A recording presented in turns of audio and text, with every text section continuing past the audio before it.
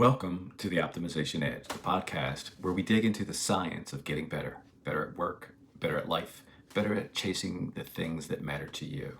I'm Derik Perry, and we're kicking things off today with something we've all wrestled with, goal setting. Do I set big goals? Do I set little goals that are super achievable? Setting the right goals is a critical aspect of anything we want to accomplish. Why do some goals light a fire under us? We gotta get this done. While other goals just linger and gather dust. Well, science has the answer for that, and they're not what you expect. I admit, I used to be terrible at goal setting. I'd set these big shiny goals like, let me go get fit, or I want to reduce my cholesterol, or blood pressure, or I want to write a book, and then nothing. Does that sound familiar to you? Well, today we are going to change that.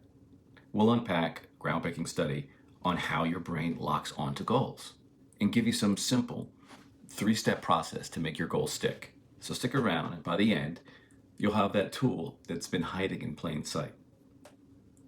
It's my hope that the Optimization Edge podcast will be very different from what you've seen or heard on the internet. I will not just be some talking head spewing facts or spewing opinions, which you'll see everywhere. My goal is that we will uncover science that is behind peak performance for you, for your team, or even for your organization. No noise, just research-driven strategies to rethink decisions, spark transformation, and build a better tomorrow.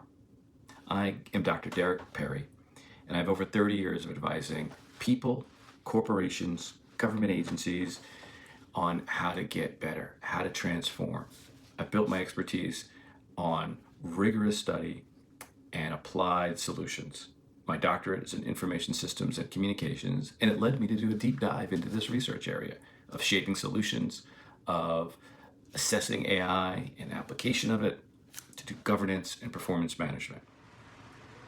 While my 19 years at the MITRE Corporation sharpened my lens to this type of consulting, this podcast stands very much apart from that work. This, in fact, is an offshoot from my doctoral research that focused on decision sciences, technology adoption theories, performance improvement, and governance of artificial intelligence and communications. My primary data gathering and analysis uncovered a common thread that almost everyone wants to optimize something in their life, whether it's their job, whether it's their family relationships, whether it's some sort of group dynamic, the department that they work in, or even an organization in which they reside or even run. You can be a leader, you can be an individual contributor. Almost everyone wants to be better or get better in some aspect of their situation. So in that spirit, we approach this podcast. I too want to optimize the podcast, so I want to hear from you. I want to hear what's working, what's not working. Please like and subscribe, but also comment on what you see and what you hear. If something makes sense, give me a thumbs up. If it's off track or there's subsequent research that debunks what I've posited, then don't hold back. Let's make this interactive. So if you're interested in the science of goal setting and getting better, optimizing, then let's start this off with the brain. And particularly a 2018 study that a team from MIT published in the Journal of Nature Neuroscience that blew my mind. They found that when you set a goal, your prefrontal cortex, the part of your brain that does a lot of thinking, that plans and makes decisions, teams up with a deeper region of your brain called the striatum, which handles motivation. Think of it as a combination of a pilot and an engine. The pilot picks the destination of where the plane wants to go, and if the engine's not running, you're not going to go anywhere. That's what they found. And here's the catch. Vague goals like be healthier don't fire that part up of the engine. Don't fire up that engine, or don't fire up that part of the brain.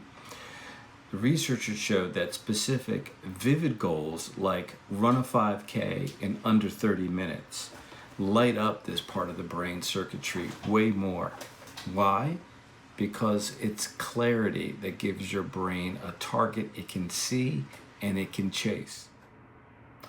So why that might sound a little weird to say I have to act like an airplane pilot and engine in conjunction to setting goals and objectives. Well, there's a couple of other research studies that I found that actually back this up, that the more vivid your goals are, the more your brain will latch onto them and be oriented to them. So let's dig into those studies. So with that, two research studies particularly, one on the woo-woo side of things and one on the very hard science-oriented things. Both apply, both are relevant, and both relate to that. Here's one.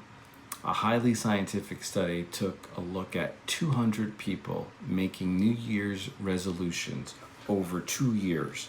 Norcross and Vangarelli, I think, are the scientists, back in 1988, so this goes back a ways.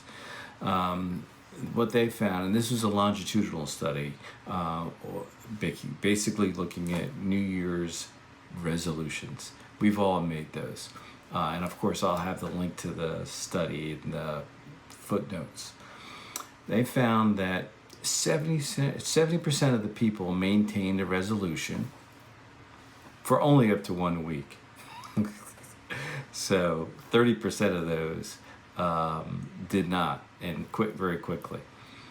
But if you look at this thing over the 2-year period of the study, only 19% of the people kept their resolutions, and they resolved, I believe, to give up something. So it really wasn't a to do something, it was more of a negative.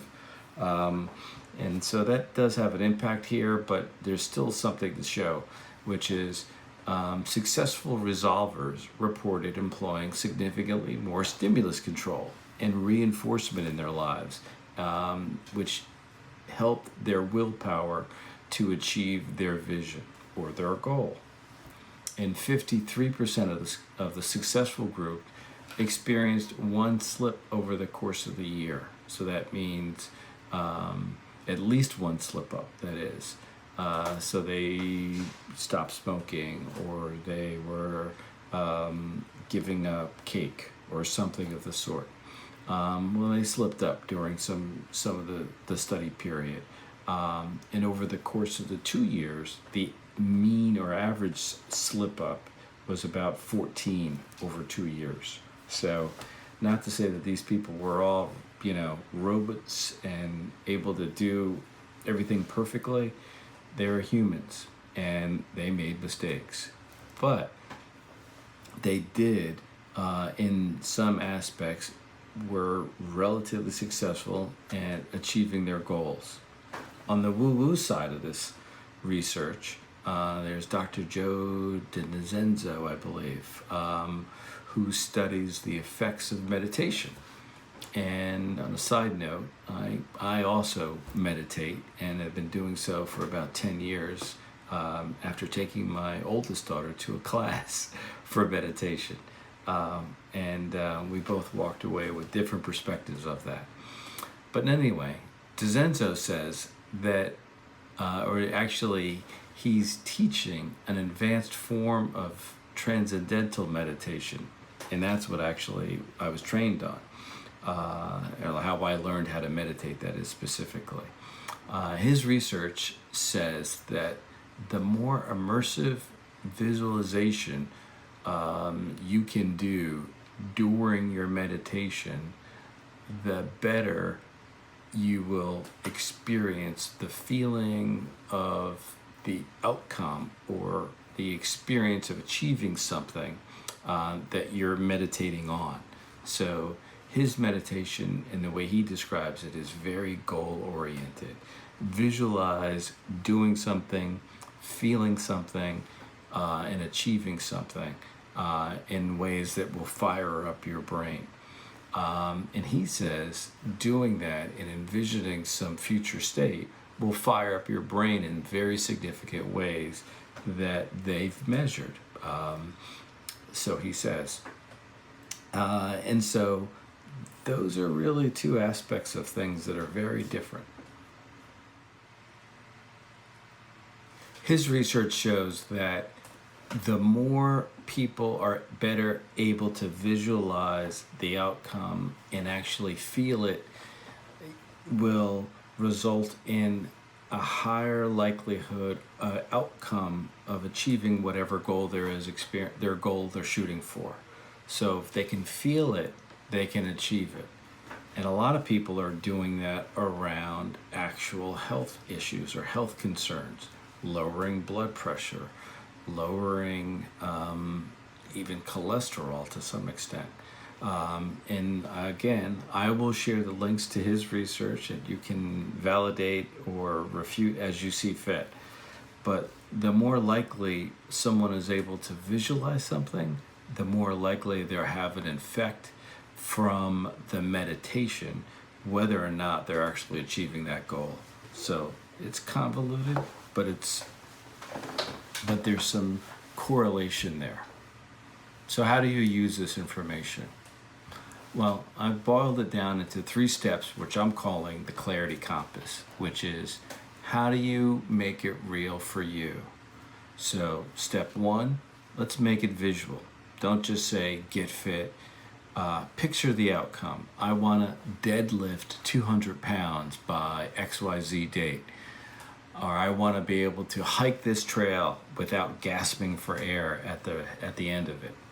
Again, research shows that your brain loves images. So when you visualize, you are priming that prefrontal cortex to lock in. And when you can visualize it, then your striatum can actually get you the motivation to work towards that goal. Step 2, break it into small, meaningful chunks. Big goals are great, but they're overwhelming. And that MIT suggested that your striatum,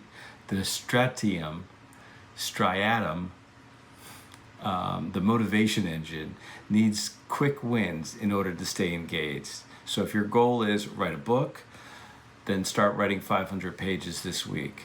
If you need something smaller, then write a page a day.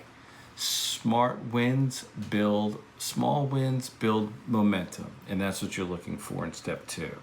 Step 3 is anchor it. Tie that goal to something that you already do that's super important to you or that has a deeper meaning. This comes from the habit research of Wendy Wood at USC. Dr. Wood says, if you want to read more, then set the goal to say, I'll read 10 pages after my morning coffee or before my morning coffee, so that's a reward. And she's pairing the behavior of now having morning coffee, which obviously is very dear to some people, including myself, with the goal of reading. So she's paired a goal with a habit. And when you do that, the goal and habit makes it 60% more likely to stick. And let's test that. Imagine you want to optimize your career. Instead of setting the goal of get promoted, try setting the goal as I'll pitch one new idea to my boss every Friday, right after our team meeting. That makes it small, visual, anchored to a date and time where a meeting occurs, and then that actually has the effect of habit, visualization, bite size, and anchor to something that already exists. Feel how that shifts in your mind. Do you like that? Now, you might be thinking, okay, but what if I fail at this goal setting? Well, that's normal. The data shows that 8% of us stumble on goals at some point in time. That earlier study about New Year's resolutions said that 70% of the people in the study, of the 200 people, failed. So that's 140 people failed at that. So don't get down on yourself, because everyone fails at some point in time or the other. But the trick, don't ditch the goal. Tweak it. Make it smaller, make it cleaner, make it more bite-sized, make it more linked to things that matter to you. Your brain is built to adapt, not to quit. And if you find yourself procrastinating or delaying getting started on your goal, then break it down into even smaller chunks. So hopefully that makes sense to you. So here's the takeaway. Goals work not only because they are clear and specific, but they must also be bite-sized, highly visual, and tied emotionally to something in your life. That's your clarity compass. Visualize it, break it down into small pieces, and anchor it to something that's important to you. And your challenge for this week is to pick one goal, be it personal, be it professional, whatever you check. and run it through these steps. Write it down, keep it simple, and let me know how it goes. So please share your comments on how it went. Was it easy to do? Was it complicated? Does it make sense? You're probably not going to see a lot of outcomes associated with that so quickly, but it's a start.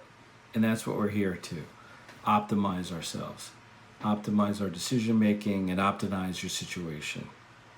So, next time, we'll talk about defining success. And spoiler, it's not about the money or the titles.